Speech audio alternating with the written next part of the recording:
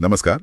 आज हम विद्यावाणी, रिश्ते और समझ, इस पर थोड़ी गहराई से बात करेंगे। जी। इसमें आध्यात्मिक गुरु विद्या वाचस्पति विद्यानंद के विचार हैं, और खास तौर पर ये कि रिश्तों को, खासकर जब वो मुश्किल दौर से गुजर रहे हों, तो प्यार और समझ से कैसे संभाला जाए। हाँ, और स्रोत में ना रिश्तों की तुलना बड़े खूबसूरत तरीके से की गई है नाजुक फूलों से। हाँ, कि उन्हें लगातार देखभाल चाहिए, पोषण चाहिए। बिल्कुल, ये सिर्फ एक कहने की बात नहीं है, ये सच में दिखाता है कि रिश्तों को मतलब हल्के में नहीं ले सकते, उन्हें सक्रिय रूप से सींचना पड़ता है। और इसी पोषण की कमी का शायद एक उदाहरण राज और मीरा के जरिए दिया गया है स्रोत में, है ना? जी बिल्कुल। क्या था उनके रिश्ते में, मतलब गुरुजी क्या बताते हैं उनकी चुनौतियों के बारे में? गुरुजी बताते हैं कि राज और मीरा के बीच ना वो छोटी छोटी बातों पर बहसें बहुत होने लगी थीं।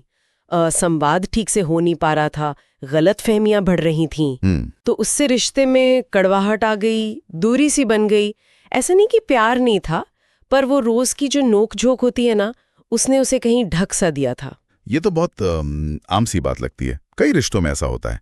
तो फिर स्रोत के हिसाब से उन्होंने कुछ अलग किया होगा, क्योंकि सिर्फ प्यार होना तो काफी नहीं था, जैसा आपने कहा। हाँ, यहीं पर मतलब गुरुजी की शिक्षा का असली पॉइंट आता है।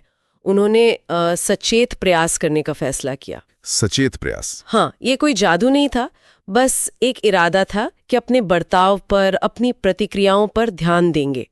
पहला कदम था एकदम से जवाब देने के बजाय रुकना और एक दूसरे को सच में सुनना। ये सच में सुनना, स्रोत इस पर कैसे जोर देता है? मतलब क्या ये सिर्फ शब्द सुनना है या कुछ और भी? जैसे वो मीरा वाला किस्सा था शायद, जब उन्होंने कहा कि वो उपेक्षित महसूस कर रही हैं। हाँ, बहुत अच्छा पॉइंट उठाया आपने।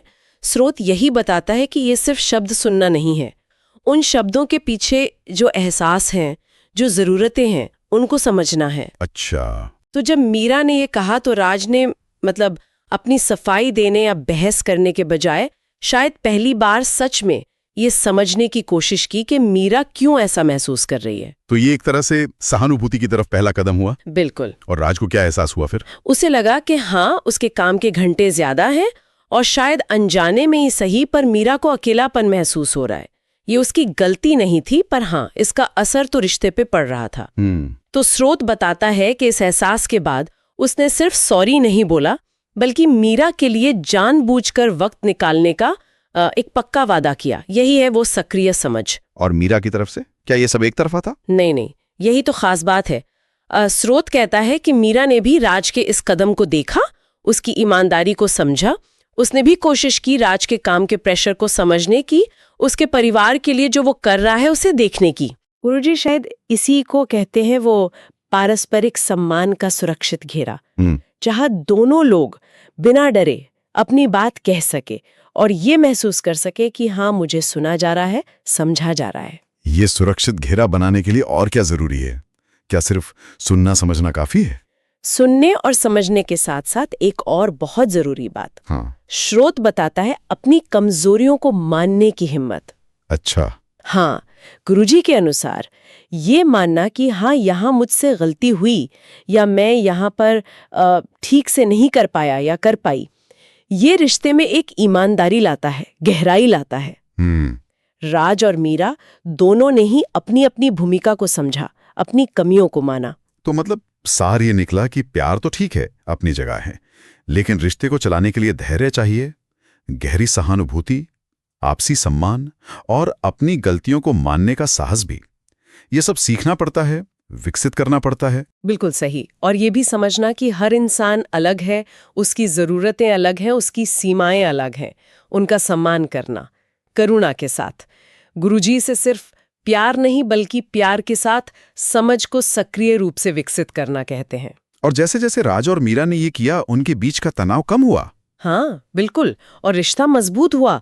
जो झगड़े पहले दूरी लाते थे, वो अब एक दूसरे को बेहतर जानने और करीब आने के मौके बन गए। तो अगर हम इस पूरी बातचीत को समेटें तो कह सकते हैं कि सफल रिश्तों के लिए सिर्फ प्यार काफी नहीं, बल्कि एक्टिवली एक दूसरे को समझना, गहराई से सुनना, बिना जजमेंट के सहानुभूति रखना और एक दूसरे के नजरिए का सम्मान करना बहुत जरूरी है।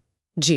राज और मीरा का उदाहरण यही दिखाता है कि अगर इरादा हो, सचेत प्रयास हो, तो मुश्किल रिश्ते भी संवर सकते हैं। बिल्कुल। और इसके लिए धैर्य चाहिए, सहानुभूति चाहिए और अपनी कमजोरियों को स्वीकार करने की इच्छा। स्रोत हमें सिखाता है कि दूसरों को समझना और उनकी जरूरतों का सम्मान करना कितना जरूरी है। लेकिन यहाँ एक सवाल भी उठता है जिस पर स्रोत हमें सोचने पर मजबूर करता है। क्या? कि दूसरों के साथ हम प्यार और समझ से रिश्ते बना पाएं, ये इस बात पर कितना निर्भर करता है कि हम पहले खुद को कितना समझते हैं और खुद के प्रति कितने दयालु हैं। मतलब ये जो बाहरी सामंजस्य है, उसके लिए हमारी भीतरी नींव, हमारी आत्मसमझ, वो कितनी जरूरी है।